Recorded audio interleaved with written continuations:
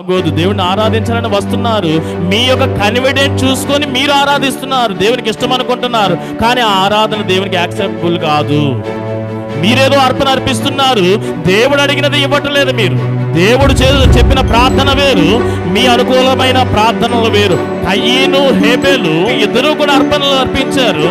దేవుడు ఒక అర్పణను అంగీకరించగలిగాడు, మరి ఒక అర్పణను తృణీకరించాడు, సుగ్గరి పరిచేయడు. అర్పణ మాత్రమే కాదండి, ప్రతిదీ కూడా మనం చూడవచ్చు బైబిల్ గ్రంథంలో. ఒకరి ప్రార్థనను దేవుడు యాక్సెప్ట్ చేశాడు, ఇంకొకరి ప్రార్థన రిజెక్ట్ చేశాడు. ఏ ప్రార్థన పడితే ఆ ప్రార్థన ఆయన ఇష్టపడడు, స్పందించడు.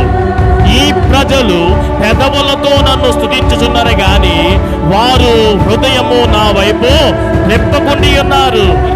ఆరాధించాము, కీర్తించాము, స్తుతించాము నన్నే, కానీ నేను చెప్పిన విధముగా మీరు ఆరాధించ